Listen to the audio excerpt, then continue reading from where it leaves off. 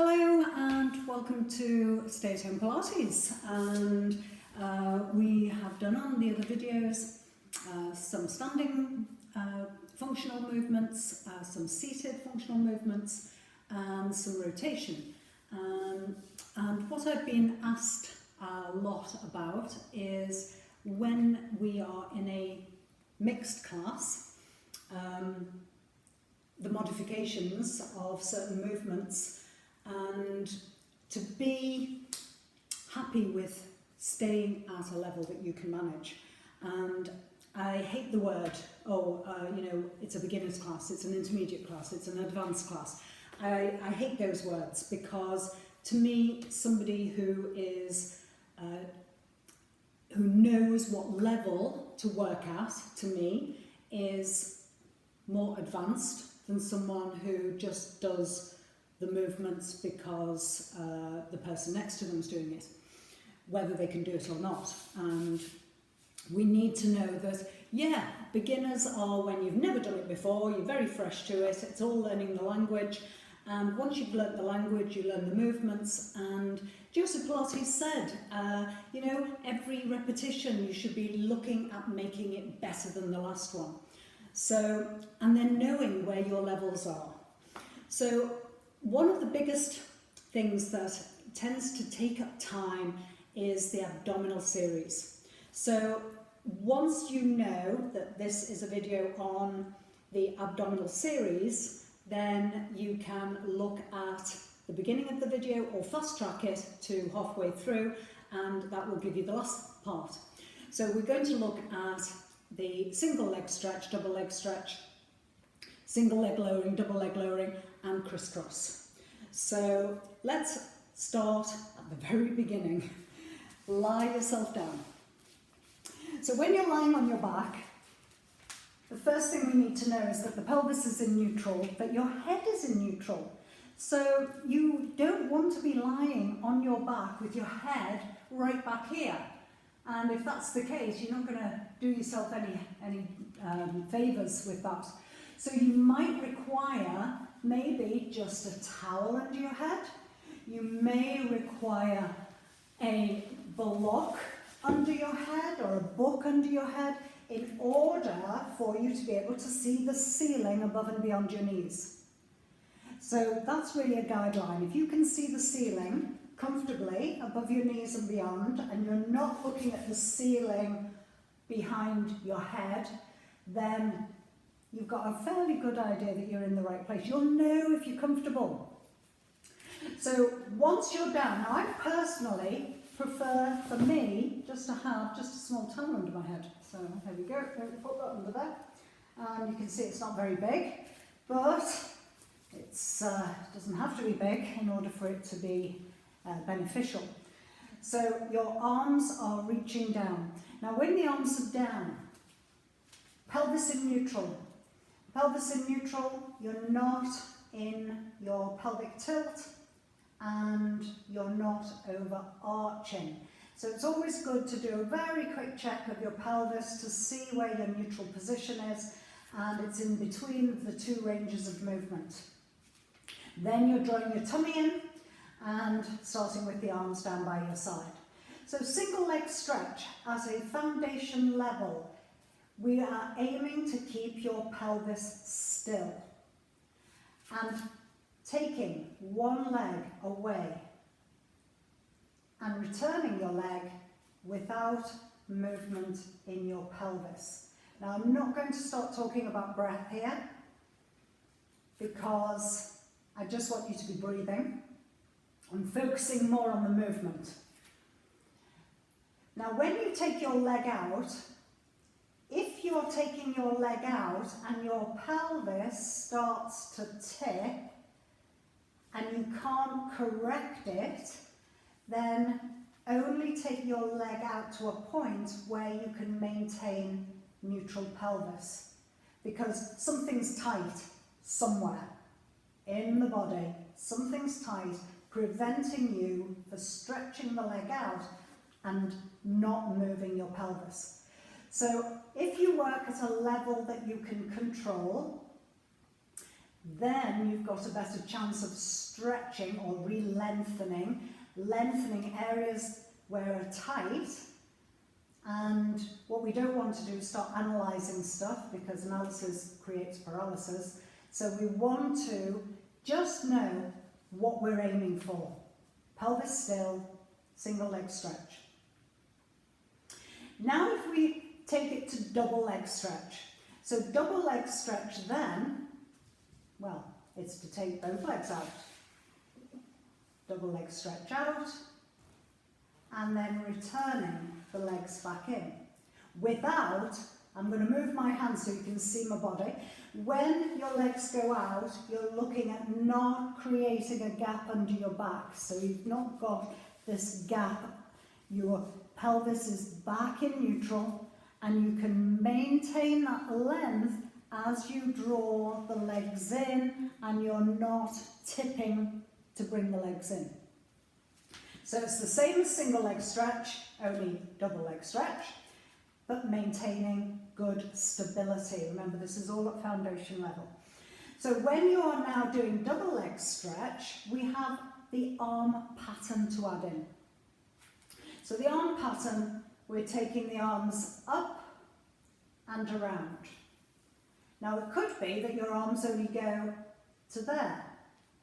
If you've got shoulder issues of concern, and even that's too much, taking the arms up and circling them around, making the movement smaller, reducing the range, doing less, will give you more in the long run.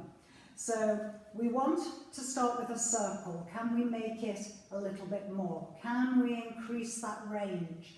And we want to increase the range to a point where we can work as our range of movement without the ribs lifting. So when the arms go overhead, you're not allowing the ribs to lift and create a big arch under your back, because it's not about moving the spine, it's about moving through your shoulder. So the arms are going around. Okay. Now I am going to give you a breath pattern here. I'd like you to inhale and exhale. Inhale and exhale. Now let's add in the double leg stretch. You inhale to lengthen and exhale to return, keeping the back still, keeping the movement with control. Now, if that's creating a lot of movement, you could revert to just a single leg stretch until such time as you're able to control the double legs going out. And that might not ever happen. You might always have to stay with just one leg going out at this level. So then we have single leg lowering. Well, single leg lowering from the very start is actually to lift the leg. So it's a single lift, but then the emphasis is the lowering. But you have one foot on the floor. Now this lifting of the leg, again maintaining your neutral pelvis. So you're not allowing your pelvis to tip as the leg comes up and go back. You want to keep it still. Okay, so to get to single leg lowering, we want to start with the legs at tabletop. Now in some schools of thought, the pelvis, when you have both legs lifted, can go into a slight imprint or a very slight pelvic tilt. That is in some schools of Pilates. In other schools, they teach you to stay in neutral. I'm on the fence with this. So if you feel you can have better stability through your back, you're not pushing your back into the mat, but if you feel you've got a little bit more stability in a slight imprint with the legs lifted, then I would say go for that. Until such time as you've got the strength to maintain neutral. Because you're going to lower one leg leg down and lift. So this is your single leg lowering, but with a bent leg. Yeah? And being able to do this without moving the pelvis. And if the pelvis is moving, then come back and just go back to your single leg lifting. Because where does that take us? It takes us then from a single leg lowering to a double leg lowering. That is really challenging for your centre, to not allow your abdominals to let go and for your back to collapse up and for it to come in and for you to be doing this sort of movement. That's not doing you any good. So it would be better to stay with single leg lowering until such time as you can take it to double leg lowering. And then once we've gone to the double leg lowering, we go to crisscross. So the hands are going to go behind your head and feet are down. You're going to raise the head, the neck and the shoulders. Now when you raise your head, neck and your shoulders, take your pelvis into your slight pelvic tilt. So the back is lengthened on your mat and you're taking one shoulder across towards the knee. Now it's the shoulder going across, not the elbow. And then you come back to centre. And you're taking the shoulder across and back. Now we're working with a much smaller movement than you probably work in a conventional conditioning class where you're trying to come right the way up. Now the larger your movement, the more you will recruit the larger muscle groups which sit on top of your smaller muscle groups. And the smaller muscle groups sit closer to your joints. And it's the smaller muscle groups that we're trying to target in order for them to support the joint when it's having to stay stable, or in order for the movement to be a little more correct. So a smaller movement, think of smaller movement working deeper, larger movement recruiting more of your outer muscle groups. So then we have your single leg stretch. You have your double leg stretch with or without the arm pattern. You have your single leg lowering and taking it to a double leg lowering and then taking it into your crisscross. Now there's loads of variations. So where do we take it from there? Well, we could take it then to single leg stretch, leaving the head down. Now the single leg stretch is often referred to as single leg pull as well. So you're drawing this leg towards you whilst you're single leg stretching out that way, pulling in, stretching out. And we switch from one leg to the other. Now this is with the head down. So I'm going to stay with the head down because we can then take it to your double leg stretch.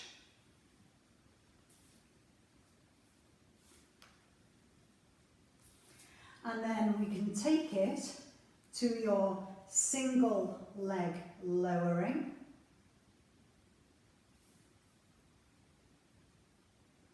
And when it comes to your double leg lowering,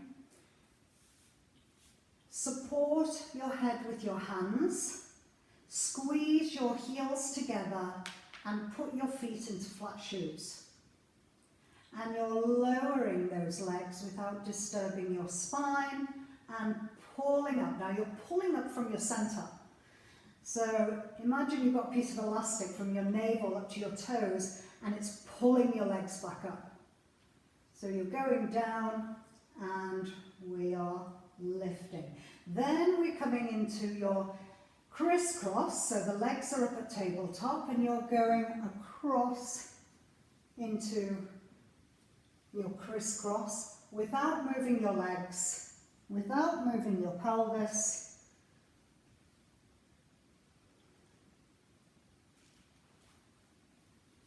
And that's another level to be working towards. Then we take it to the full position that you possibly will see in certain classes, and that is where you have your head lifted, so the chin draws in. You come up into like the rolling like a ball position, and you're extending one leg away, elbows wide to keep the back open. And we switch from one leg.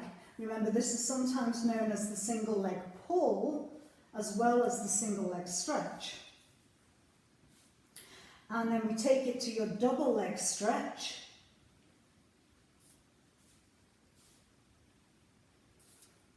Taking it then to your single leg lowering. And then your double leg lowering.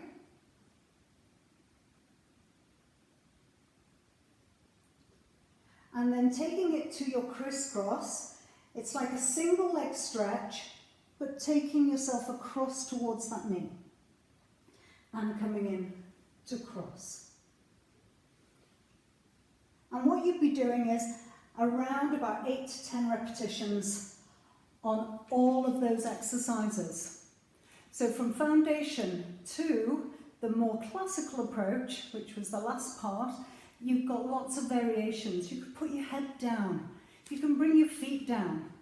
So if you learn the different levels that are good for your body, then when you come to do the 5 exercises in class and we run through them maybe quite rapidly, then you'll have a better understanding of what level you are good at and what level you need to work at, rather than what level I'm working at or the person next to you is working at. So I hope that gives you a little bit of food for thought, and I will see you on the next one. Well done. Thank you.